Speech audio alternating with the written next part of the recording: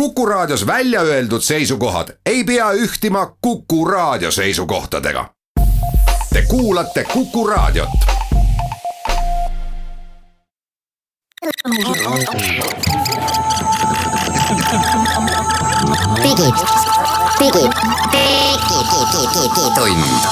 Digitund.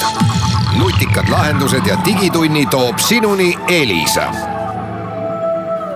Tere, head kuulajad, 24. septembri digitund alustab, sest et kell on 8 minutit 11 läbi. Ja mida me täna räägime? Mina olen siis saatejuht Hans Lõugas ka ja kaassaatejuht Henrik Roonemaa ja me räägime uudistest. Eelmisel nädalal jõudsid Eestisse siis tõelised mobiilimaksed. Ja alles see oli, kui Facebook blokeeris ära Varro Vooglaiu konto vihakõne tõttu, siis eelmisel nädalal selgus, et neid blokeeringuid on saanud ka teised eestlased ja väga huvitavatel põhjustel.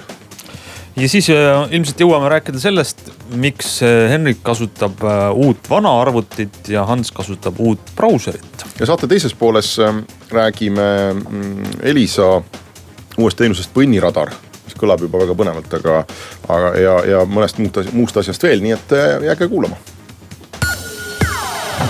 Digitund. No nii, mobiilimaksed on Eestis. Mul oli internetis vaidlus ühe inimesega eelmisel nädalal. Mis asi on mobiilimakse?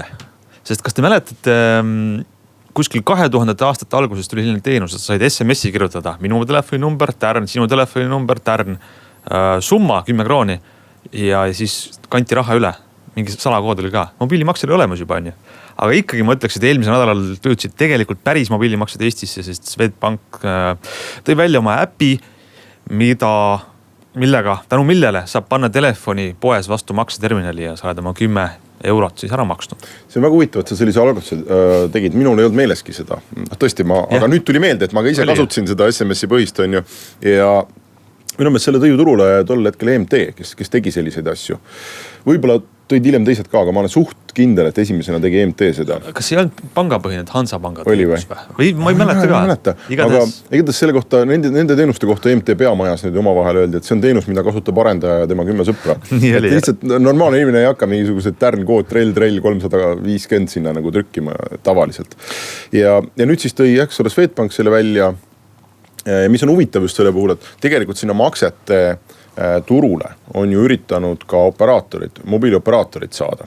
Ja nüüd on lihtsalt, see on väga nagu ajastu märk, et ma arvan, et Swedbankis isegi tõenäoliselt keegi ei pidanud, ma ei tea, Teliasse helistama. Ütlemaks, et me toome sellise teenuse välja.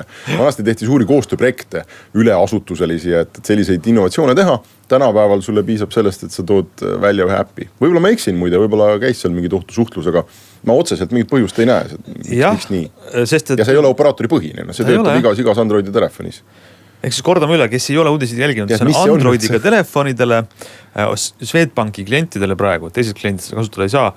Tõmmake uus Swedbank 2019 Eestis, sellise huvitava nimega äpp, mis on siis selle kõrval. See muidugi vihjab, et nad kavatsevad ka järgmisel aastal Eesti turul olla, mis on meeldiv teada. See on hea teada aktsionäridel, jah. Nad ei lähe ära.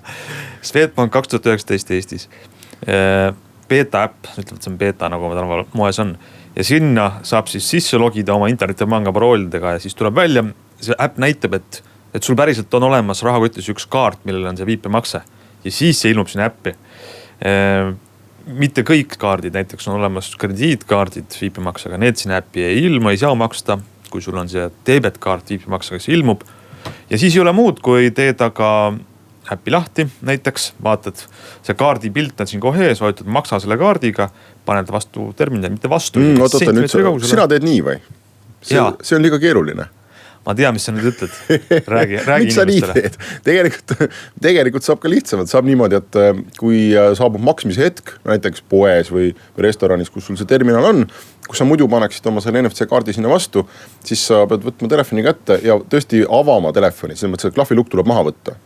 Enamus meist, ma arvan, teeb seda siis sõrmejäljega, et paned selle oma sõrmejälje ja siis paned lihtsalt telefoni sinna kaardimakse terminali vastu. Et sa ei pea seda äppi avama või midagi nagu tegema, mitte midagi muud. See oli minu jaoks ka ikkagi esimene kord proovimist nõudis, et kas tõesti ma saan telefoniga maksta ilma, et ma üldse äppi lahti teeks. Pane lihtsalt telefon vastu ja saab. See asi vist selles, et sa saad telefonis määrata nagu vaike makse äppi, eks. Mul oli eelmine nädal veel üks huvitav olukord sellega. Ma tegin täpselt seda, et ma panin hakkasin äppi lahti tegema maksma. Kohvi arve oli ees terminalis ja maksmise hetkel palus telefon mul siis sisse logida internetipanka. Ma seal logisin sisse minut aega. Huvitav, miks siis? Ei tea, beta on ju, aga kokkuvõttes hästi mugav. Et see on see päris mobiilimakse. Sest tõesti, nagu me rääkisime, mobiilimakse on väga seinast seina nähtus olnud. Meil vahepeal oli siin selline teenus, kus telefon, ma ei tea, kas sa mäletad, oli siuke teenus, et telefon andis ultraheli või mingid inimkõrvale kuulmatu helisignaale kassaaparaadi küljes olevale kastile. See oli mingi Eesti startup, mis seda tegi. Ja. Siis olid QR-koodiga maksed muidugi, mida tegi vist Tele2. Siis on Telial on ju siiamaani väljas see M-tasku äpp, millega saad maksta jällegi QR-koodi põhiselt. Kuigi M-tasku point on laiem. M-taskus sa saad kliendikaardid panna, mida seal Swedi äpis ju ei ole, et Swed on ainult maksmiseks. Aga see on väga lai spekter ja tõesti lõpuks on seisnud selles, et mis see kasutajakogemus on. Et kas sa pead vaatama, et kas seal kassa kõrval on mingi kast, mis kuulab helisignaale või on QR, mingisugune kleeps või ei ole. Et selles mõttes on see Swedbanki mobiilimakse on väga õigel hetkel nüüd olemas, sest et Eestis kõik enamusu terminalid toetavad seda viipemakset. Ja, see on ka huvitav, et jällegi väga hea on siin nagu saadet teha, et sa tood neid näiteid, mis mul endal üldse meelde ei tule, et see sama see kastike, eks ole, mis ma ei mäleta, Peipi või mingi selline nimi oli tal. Nii et aastaid ju üritati tuua Eestis tõesti turule neid selliseid, no ma nimetaks neid vaheteenusteks. Et kus kõik saavad aru, mida me tahame teha. Me tahame telefoniga maksta. Me tahame panna telefoni kuhugi vastu, käiks piiks, oleks makstud. Aga teatud põhjustel, kas tehnilistel või organisatsioonilistel, me ei saa seda teha, eks ole. Ja see on hästi paljudes teistes valdkondades ka niimoodi, et siis tuuakse mingisuguseid vaheinnovatsioone turule. Ma isegi arvan näiteks, et võib-olla elektriautod tänapäevasel kujul on selline vaheinnovatsioon, et me kõik saame aru, mida me tahame. Me tahame ilma selle bensiini ja diisli ja tossu ja vinguta sõita. Aga on teatud hulk probleeme, eks ole, need autod on rasked, akud, laadimine kestab kaua, laadijaid ei ole, kõik see. Et, ja see piirab tema lõplikult massidesse minekut ikkagi, sest inimestel on selline ebamugavus sees, mida osad niinimetatud need early adopterid on nõus taluma, aga 90% elanikkonnast iialgi ei ole. Ja see, me oleme õigel teel, aga et see teenus läheb massidesse siis, kui ta on ikkagi selline nagu ta peab olema, et see vaheetapp elatakse üle. Ja siis tihtipeale on ka niimoodi, et need vaheetappi firmad kaovad ära. Et nad viivad siin nagu poolele teele, aga siis tuleb keegi ja teeb päriselt ära. Ja see on see vaidluse küsimus, mis Tesla ümber käib, et nad on meid poolele teele viinud, eks ole, aga et kas nad suudavad konverteeruda ka sinna uude maailma tulevikus või suudavad, seda saame näha. Et nende maksetega ongi täpselt samamoodi. Me kõik saime aru, et me tahame teha niimoodi, aga nagu praegune kogemus näitab, siis tal on šanss massides tööle minna ikkagi siis, kui tuleb keegi Swedbanki sugune, Swedbanki suuruse jõuga ettevõtte või näiteks Apple, kes on oma selle Apple Pay teinud on ju, ja toob turule. Siis ta hakkab alles nagu päriselt tööle ja mina arvan, et see teenus on valmis täna selleks, et ta võiks hakata päriselt massides tööle. Ja ainukene suur aga on jäängi veel iPhone'i omanikud. Kui iPhone'is ei saa teha makseid ühegi teise teenusega läbi selle viipe, NFC kiibi, ainult Apple lubab enda Pay'ga teha. Ja nüüd on küsimus, et mille taga see on, et Eestis ei ole Apple Pay'd. Kas ei ole pangad olnud selleks valmis? Millest on väga loogiline, et pangad tahaksid nüüd oma turu vallutada oma Swedbanki maksega. Vot, Soomes on, et kas see Apple'i taga on see asi, et Eesti on liiga väike turg, võib-olla on niimoodi. Igatahes see, millest me praegu räägime, see on siis Androidiga telefonides, milles on NFC kiip. Ja üks huvitav detail veel selle Swedbanki mobiilimakse puhul, kui tavaliselt on selle viipekaardi makse limiit 25 €. Turvapõhjustele, et ma võtan sinu kaardi ära ja hakkan aga piiksutama, PIN ju ei küsita. See on turvapõhjustele 25. Siis äpis on see 150. Mis on väga palju suurem ja sellel on väga hea põhjus. Nimelt see äpp ei luba seda teenust üldse käivitada, sa ei saa üldse seda värki üles seada, ilma et sul oleks telefonile ekraanilukk peal. Täpselt. Äpp sa teed seda setupi läbi, siis äpp ütleb, et kuule, ma on vaja ekraanilukku. Ja alles siis saad, ehk et see on lisaturva garantii, kui ma võtan sinu telefoni ära, ma ei saa sellega ostma minna, sest ma ei saa sinu telefoni teha lahti, ma ei saa avada seda telefoni, see tõttu see limiit on ka nii palju suure. Ja see on väga mõistlik, sest 25 € kaardiga oli umbes 3/4 kõigitest maksetest kattis ära, veerand maksetest tulee pinni, aga nüüd su 150 €, ma arvan, et see katab 99% maksetest, et sa harva ostad kaardiga midagi rohkemat. Ja, nii et ühesõnaga praktiline kokkuvõte, Swedbanki kliendid võivad minna, tõmmata endale selle uue äpi, mille nimi oli Swedbank Eestis 2019 või midagi sellist. Hästi lihtne on seda üles seada, paar ekraanitäit küsime või paar nuppu on, kuhu tuleb vajutada ja saate hakata maksma. Aga meie lähme pausile.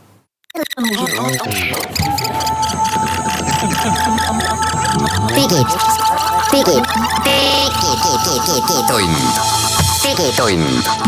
Nutikad lahendused ja digitunni toob sinuni Elisa.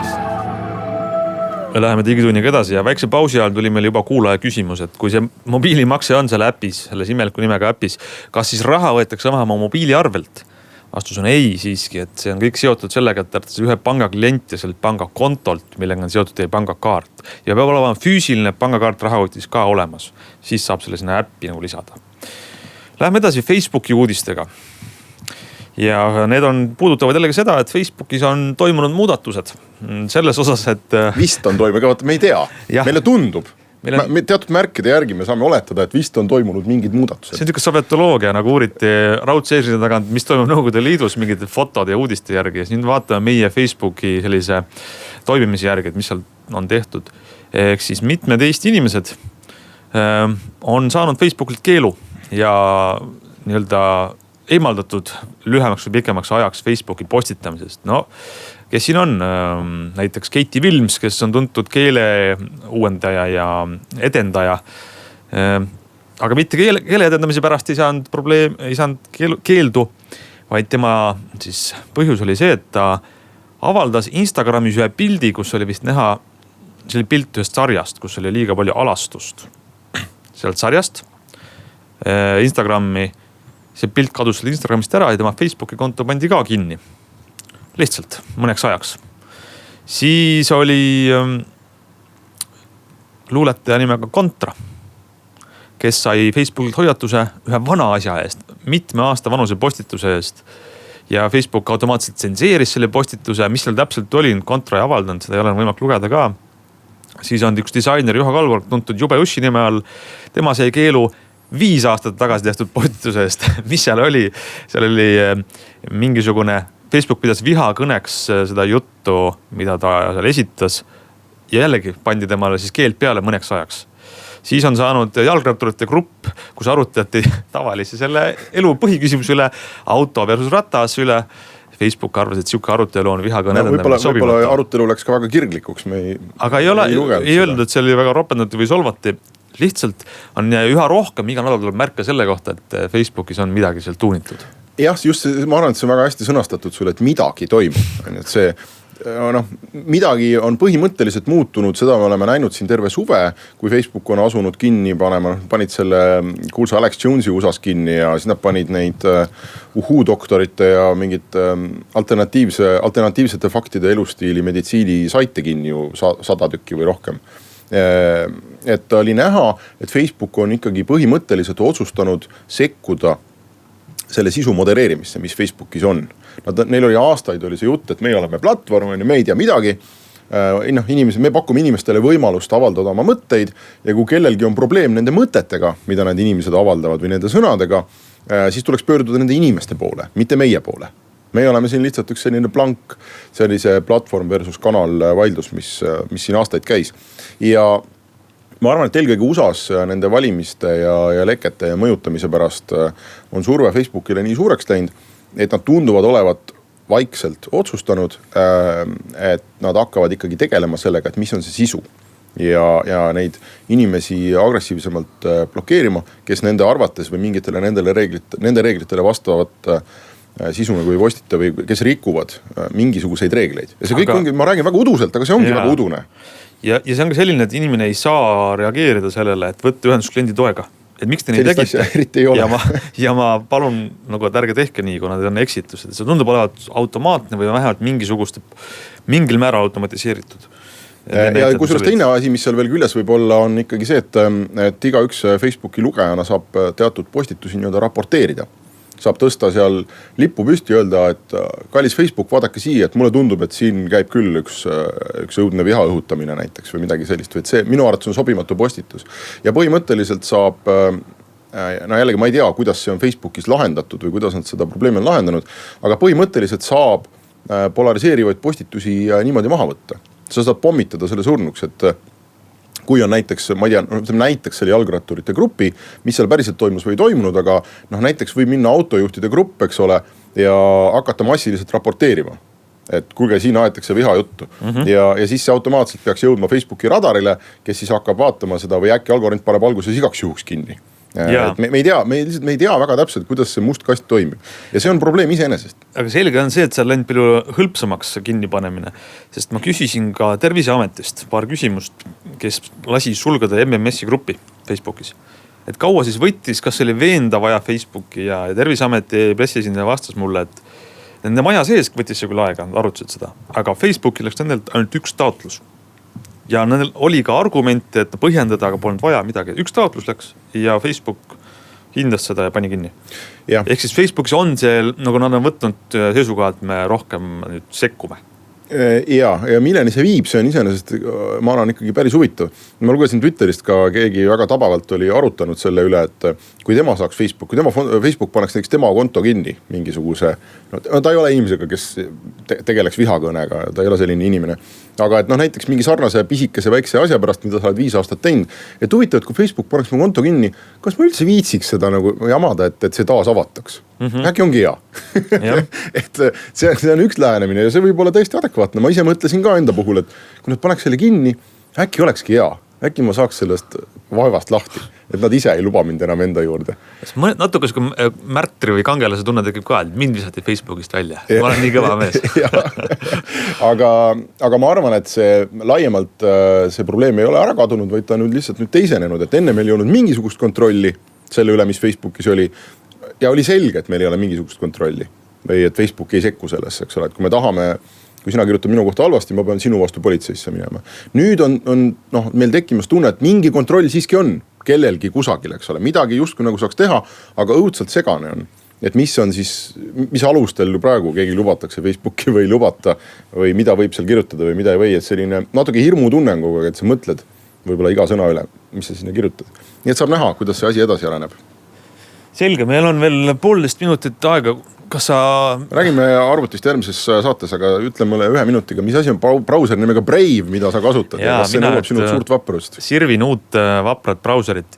Katsetan seda, et kas toimib selline natukene nagu maailma tuuleveskitega võitlemise organisatsiooni mõte, kes tahab ehitada valmis brauseri, kuhu on sisse ehitatud reklaamikeeld, reklaame ja ühtegi mind jälgivad küpsist see brauser ei aktsepteeri.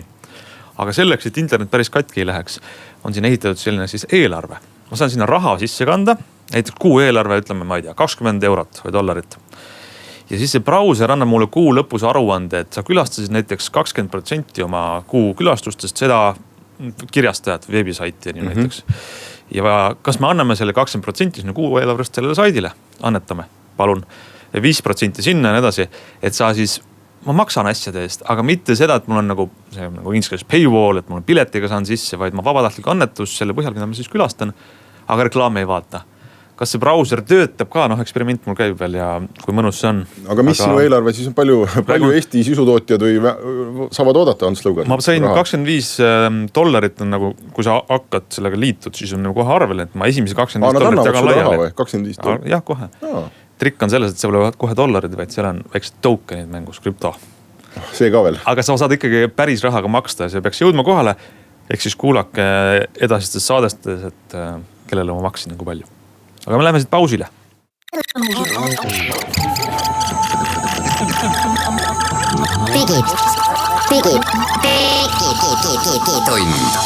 Digitund.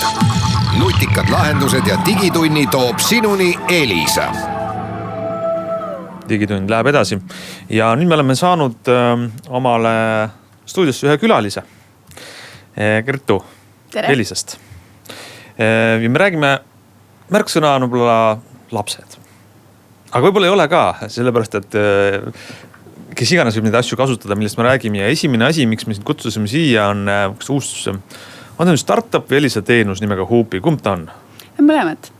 Startupi nimi on samuti Hoopi ja teenuse nimeks sai siis Hoopi by Elisa. Hoopi, ütleme, kui sa ei teaks, mis see on, siis mul tuleb silme ette kohe see hüppenöör. Aga midagi treeninguga seoses, aga tegelikult ei ole ju päris see. Ei, tegelikult ei ole. Me jätsime täitsa teadlikult startupi nime sisse, sellepärast, et startup on antud teenusega päris pikalt vaeva näinud ja tegeleb endiselt on see teenus ikkagi 2 peale tehtud nendega ja Elisa võtab hea meelega uusi startup'e oma tootearenduse juurde. Aga teenus ise siis on mõeldud lapsevanematele, kes sooviksid soodustada lapse heaolu ja intellektuaalset arengut nutimaailmas. Ehk siis me tegime uuringu ja oleme tegelikult päris mitmeid selle alaseid küsitlusi ja lapsevanemad toovad välja, et nad tunnevad muret, kui palju nende laps nutiseadmes aega veedab. Väga levinud teema, mul tuleb meelde, et muide sel laupäeval üks fond kutsus üles tähistama ekraanivaba päeva. Täpselt sama eesmärk, et mitte liiga palju veeta aega ekraaniga. Aga mida see siis see Hoopi startup on välja mõelnud selle vastu? Meile hästi meeldib ja me leidsime sellise ühise konsensuse selle startupiga, et oluline ei ole mitte ainult aeg, mida nutiseadmes veedetakse. Ehk siis me ei peaks ainult vaatama mitu tundi või mitu minutit laps nutiseadet kasutab, vaid eeskätt seda, millega ta seda nutimaailmas veedetud aega sisustab. Ehk siis see rakendus annab lapsevanemale mõeldud äpis ülevaate sellest, millega laps oma nutiseadmes tegeleb. Ehk siis lapsevanem saab iga päev vaadata, kui palju lapse nutiajast moodustavad erinevad tegevused. Ehk siis ta näeb, kui palju laps ennast näiteks mingit mängu mängima unustab versus kui palju ta tegeleb harivate tegevustega. Seejuures ei ole ta lihtsalt selline kontrolli ja ülevaate lahendus, vaid annab pigem lapsevanemale ja ka lapsele vihjeid, mida veel nutitelefoniga teha võiks. Ehk siis mis need vihjed on siis, et külasta Wikipeediat või? Jah.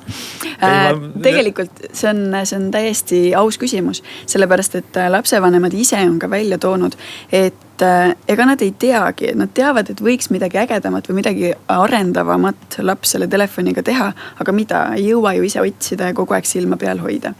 Ja seetõttu siis selle startupis, kellega me koostööd teeme, üks osa ongi arendajad, kes teevad seda äppi, aga teine osa on kasvatusteadlased, kes ütlevad, milliseid harivaid lahendusi antud vanuses laps võiks siis kasutada. Ja lapsevanem ja laps saavad iganädalaselt uusi soovitusi, et tead, vaata seda lahendust, vaata seda rakendust ja nii edasi. Kuni selleni, et vastavalt lapse vanusele küsib rakendus lapselt nuputamise ülesandeid. Ütleme, et lapsevanem saab määrata, et mingid äpid on lapse telefonis täiesti keelatud, sellepärast, et ta ei ole nõusolekut andnud või nad on teinud lapsega omavahelise kokkuleppe antud teemal, aga mingid on lubatud. No näiteks need, milles laps siis tihtilugu ennast unustab, mingid mängud näiteks. Aga enne nende mängude mängimist küsib see rakendus lapselt nuputusülesandeid. Ehk siis ta on kombineeritud meelelahutus haridusliku poolega. Kui sa ütled, palju on 2+2, siis saad minna kolja tapma. Just. Umbes niimoodi, jah. Kuidas see Hoopi puhttehniliselt töötab? Et selle tegemiseks, mida sa kirjeldad, peab ta saama ikkagi suhteliselt nagu kõva juurdepääsu telefoni kõhule, sellele sisemusele, mis seal toimib, eks ole? Jaa, täpselt nii ongi. Ehk siis meie näeme, et tegelikult, kui lapsevanem lapsele soetab telefoni, siis selle Hoopi rakenduse kasutamine peaks olema üks osa sellest kokkuleppest, mida laps võib hakata telefoniga tegema. Minu jaoks on see justkui nagu iga teine valdkond, milles lapsevanem peaks last suunama. See tähendab seda, et kui lapsevanem annab lapsele lihtsalt käärid kätte, ta hakka nüüd meisterdama, siis seal võib päris palju õnnetusi juhtuda. Aga pigem peaks lapsega koos seda tegema. Samamoodi seda äppi siis installides. Esmalt lapsevanem peaks selle äpi lapse telefoni installima ühekordselt. Seejärel oma telefoni, siis on nad omavahel seotud ja selle installimisega annab lapsevanem siis telefoni õigused äpile üle, mis tähendab, et tegelikult oma telefonist saab ta hakata lapse telefoni juhtima. Aga siis see äpp on ikkagi lapse telefonis nii kõvasti sees, et laps sellest kuidagi mööda ei saa või? Et kas ta saab häkkida või ta saab otsustada, et ei, ma ei taha seda kasutada? See on tehtud ikkagi lapse jaoks keeruliseks, et seda äppi deinstallida. Küll aga mina ikkagi panen lapsevanematele südamele, et see peab olema jällegi osa kokkuleppest. selleks, et seda nutitelefoni kasutada, on meie kokkulepe, et sa kasutad selles ka seda Hoopi lahendust. Sellepärast, et päris häkkerikindlaid lahendusi ei ole. Ja me teame, et tänapäeva nutikad lapsed võivad ka koodi kirjutada jupi, kui vaja on. See on muide päris hea viis, kui sa tahad kasvatada seda väikest inseneri et siis pane talle siuksed keelud peale. Ja, mingit sarnast asja teeb ka Google, neil on see Family Link teenus. Ma ei tea, kas sa oled kursis sellega, kuidas need erinevad üksteisest? Alustades sellest, et Family Link on küll tasuta. Ja päris paljud on sinna valdkonda läinud ja eeskätt just keelamise kontekstis. Ehk et lapsevanemale antakse võimalus võtta kontroll, keelata, seada reegleid, aga sellele lisaks tahaksime meie näidata teed siis pigem sellist arengut toetavate tegevuste näol. Ehk mitte ainult keela ja käse ja pane ööseks telefon lukku, vaid aita lapsel seda vahendit, nutitelefoni kasutada kui vahendit. Et me isegi uurisime hästi palju erinevaid välismaal tehtud uuringuid ja selgus see, et ega lapse keelamine ainuüksi ei päästa selles suhtes, et need lapsed, keda keelatakse ja kes kasutavad vähe või ei kasuta üldse nutiseadmeid, ei ole tegelikult õnnelikud, ei ole, nende sotsiaalne areng on pärsitud ja nii edasi. Ja need lapsed, kes kasutavad siis üleliigselt, samamoodi. Küll aga selle õige balansi leidmine on oluline. See on jah, kuidagi nagu mõnes korduv jutt, mille alati tuleb üle rääkida, et siis kui juba tulid meil, ma ei tea, koolidesse arvutiklassid või kui juba arvutid hakkasid internetis Eestis levima, ikka oli sama jutt, et siis paneme keelu peale, sa ei saa seda kasutada, et see on lahendus. Ja tegelikult see on lihtsalt sa Januselt võtad topsi ära, aga ta otsib muu viisi, kuidas saada seda juua. Aga see Hoopi on tasuline teenus, et selle äpi kasutamine maksab vanemale või? Ja, see on tasuline teenus, selle kuutasu on 3,99 kuus ja selle kuutasu eest siis on võimalik kasutada 2 äppi, nagu ma rääkisin. Üks on siis lapse telefonis, teine on lapsevanemale. Eks lapsevanemal on see mugavus, et ta ei pea lapse telefonis käima neid seadistusi tegemas ega lapse telefoni tema käest füüsiliselt ära võtma, vaid oma telefonist saab ta siis ülevaate, mis laps on teinud, aga ka juhtida vajadusel seda telefoni. Töötab Androidiga telefonides? Ja, hetkel siis Androidiga telefonides ja kohe ma ütleks, et nädalate küsimus on see, et lapsevanemal võib olla ka iOS telefon. Aga iOS ei saa ju niimoodi lukku panna? Ei, lapsel ei saa olla iOS operatsioonisüsteemiga telefon. Laps peab Androidiga olema. Laps peab Androidiga olema. Sest Apple ei luba niimoodi arendajaid ligiga, nii nagu Google lubab sinna telefonile. Okei, aga ma korra küsin üle selle, et sa ütlesid tasuline teenus, aga kas see on nagu Elisa kliendi teenus, et see ei ole, on või ei ole, või see on startup pakub seda kõigile? Ei, see on koos startupiga tehtud teenus, mis tähendab, et see on kõikide operaatorite klientidele. Ehk et ainult Elisalt tuleb arve, kõik muud teenused võivad olla ka mujal operaatori juures. Selge, aga meil on aeg teha see väike paus ja siis räägime edasi.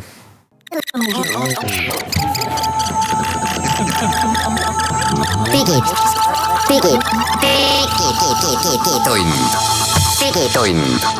Nutikad lahendused ja digitunni toob sinuni Elisa.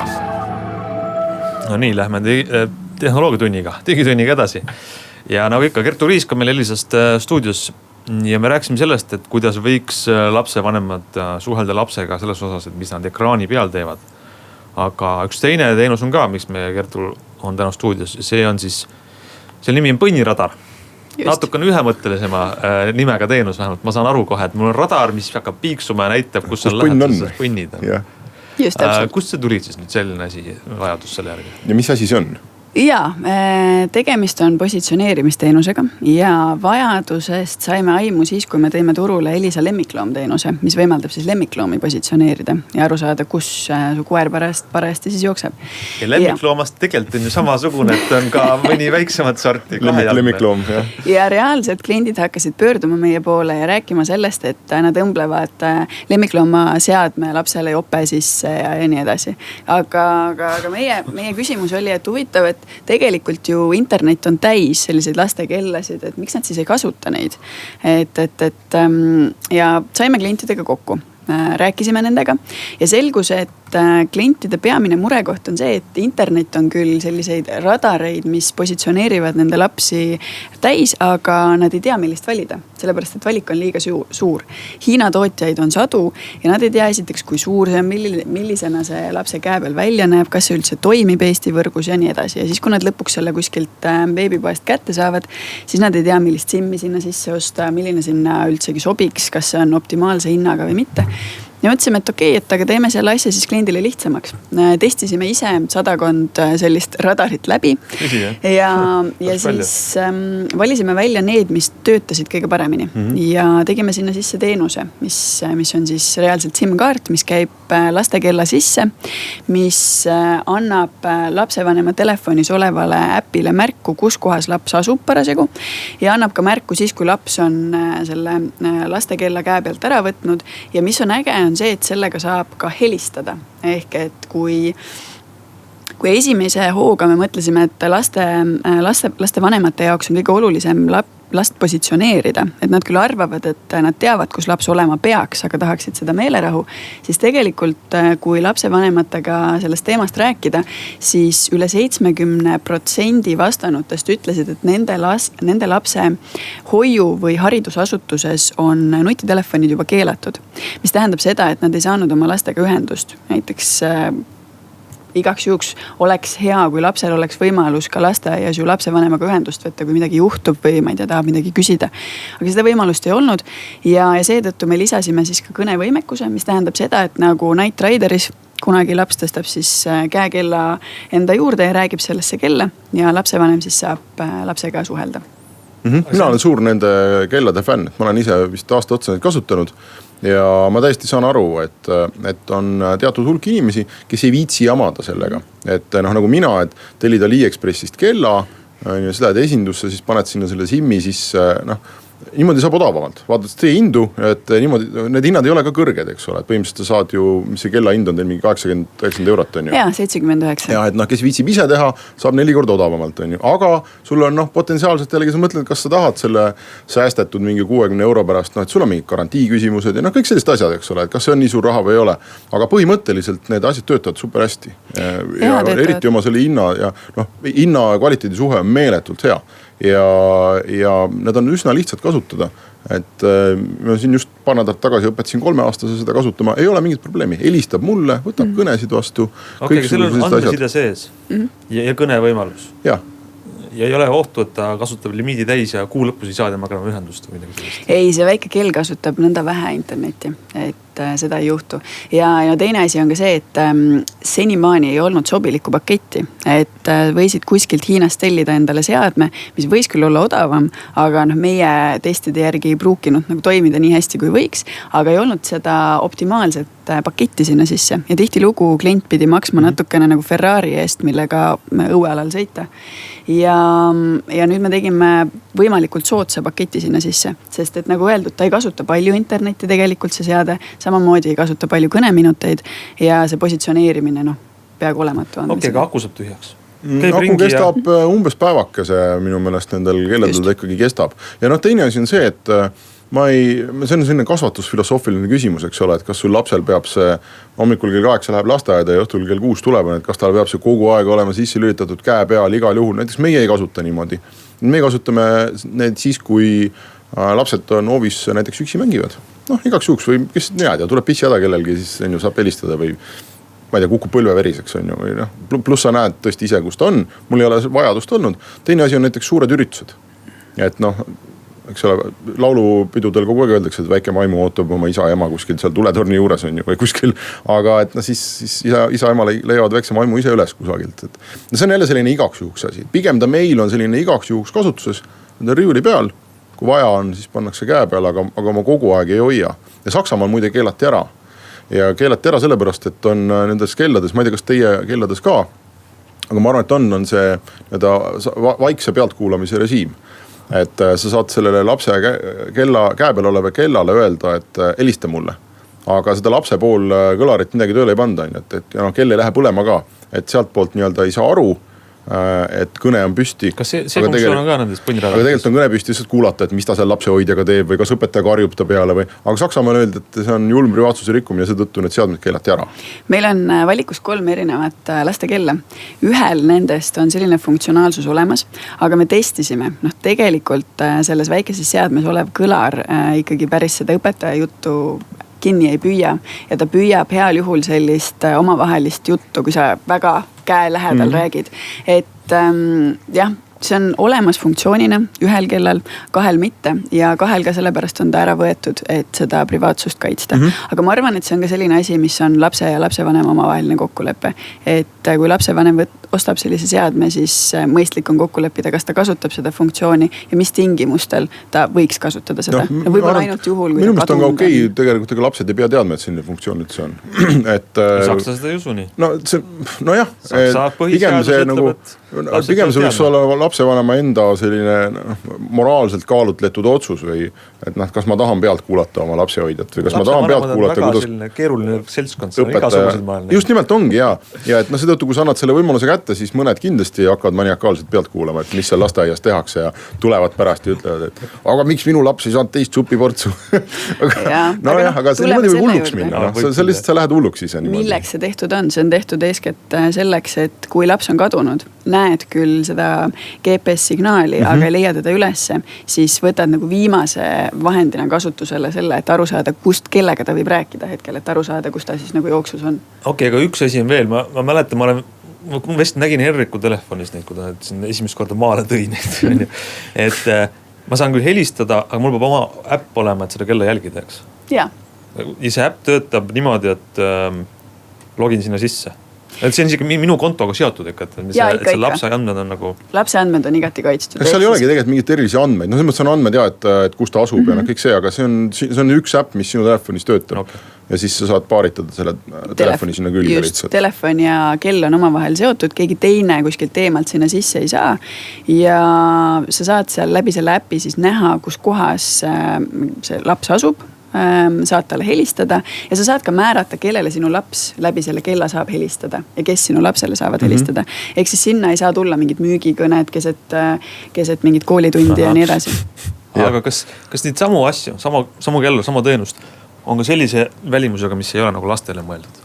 On küll, mul on üks selline. Küsin sõbra pärast. Mina ütleks, et meil on 3 tükki valikus hetkel. Mõtleme, kas valikut laiendada või mitte, aga 2 on sellised võib-olla natukene noorematele lastele mõeldud. 1 on selline päris soliidne musta värvi kell. Aga tõsi, ta on ikkagi lapse peal kasutamiseks mõeldud, et täiskasvanud sa helgida ei tohi. Ei, seda küll mitte, aga mina ostsin ta kunagi, mul küll ei läinud kasutusse, aga mõte oli selles, et kui sa, ma ei tea, lähed jooksma metsa vahel on ju, siis seda 200 grammist suurt telefoni natuke tüütu kasutada, see loksub sul taskus ja 100 häda sellega. Et siis paned selle käe peale täpselt selleks tunniks või 2, mis sa ära oled ja sa saad helistada. Apple Watchi ostad 500 €. Ja mis ei toimi veel Eestis ka isegi GSM-i julgus. Selles mõttes on täiesti jälle geniaalne toode, et üliväikse raha eest sa saad toimiva telefon kella endale käe peale. Need äppe ja midagi ei ole, on ju, aga sul sellises olukorras sa ei lähe ju mingit Twitterit kasutama kuhugi männi alla. Sa lähed ikkagi midagi muud tegema ja see telefon on sul igaks juhuks lihtsalt. Aga nende äppidega see oli hea, et sa selle mängu tõid, need äppid on üsna õudsed. Et kui ma tahaks näha, kui Elisa selle ära tootestas on ju, et siis ja selle eest kuumaksu küsib, et siis ma väga hea meelega tahaks näha, et te teeksite normaalse, ilusa eestikeelse lihtsa äpi sinna. Aga proovi Maiki äppi. Tegime selle eestikeelseks. Aga Maiki on eestikeelne, see teine, eks ole, see mingi see-kit või mis ta on. See on suhteliselt kole. See on see, mis tuleb siis selle konkreetse kellaga kaasa, seda me puutunud ei ole. Aga Maiki 2 kella mudelit, mis meil müügis on, nende äpid me customiseerisime siis Eesti turu jaoks ära. Ja mõistagi, kui kliendid avaldavad soovi ja soovivad seda edasi kasutada, siis meil on võimalik seda äppi muuta vastavalt kliendi tagasisidele, kuidas iganes. Sest mina leidsin lõpuks mingi venelaste äpi nimega Step by Step, mille eest tuleb maksta küll aastas mingit raha, aga ta on võrreldamatult viisakam ja lihtsam ja parem kasutada kui need hiinlaste omad, mis on ikka täitsa nii, et mingi mees tunni ajaga inglise keelt ei osanud, aga ülemus käskis ära teha, et tegin ära. Ja see on see järjekordne eelis, miks osta meilt see lahendus, sellepärast et äpp on eesti keeles lihtsaks. No selle 3. kella äpp ei ole, see on ikka kole. Jaa, aga noh, see on pigem nagu vaatame kasutajate pealt. Ehk et kui nad tahavad seda 3. kella kasutada, siis me võime ka selle eestikeelseks teha, võime ka seda äppi. Jah, ilusamaks teha. Jah, et see tehniliselt on kindlasti võimalik teha. Selge pilt, kellad randmele ja siis positsioneerima. Selline täna digitund ja järgmisel nädalal kohtume jälle.